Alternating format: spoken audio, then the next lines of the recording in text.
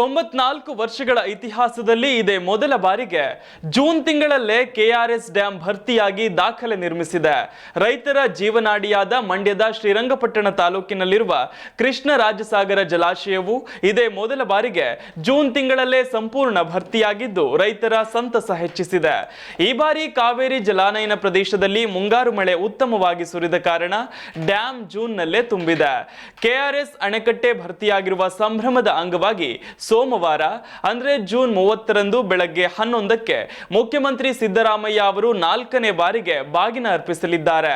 ಈಗಾಗಲೇ 2013, 2014, 2024 ಈ 3 ವರ್ಷ ಕಾವೇರಿ ತಾಯಿಗೆ ಅವರು ಬಾಗಿನ ಅರ್ಪಿಸಿ ಪೂಜೆ ಸಲ್ಲಿಸಿದ್ದಾರೆ.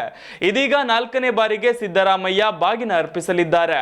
ಬಾಗಿನ ಕಾರ್ಯಕ್ರಮದಲ್ಲಿ ಉಪಮುಖ್ಯಮಂತ್ರಿ ಡಿಕೆ ಶಿವಕುಮಾರ್, ಕೇಂದ್ರ ಸಚಿವ ಹಾಗೂ ಮಂಡ್ಯ ಸಂಸದ ಎಚ್.ಡಿ. ಕುಮಾರಸ್ವಾಮಿ, ಕೃಷಿ ಹಾಗೂ ಜಿಲ್ಲಾ ಉಸ್ತುವಾರಿ ಸಚಿವ ಎನ್. ಚೆಲುವರಾಯಸ್ವಾಮಿ ಸೇರಿದಂತೆ ಹಲವು ನಾಯಕರು ಭಾಗಿಯಾಗುವ ನಿರೀಕ್ಷೆ ಇದೆ.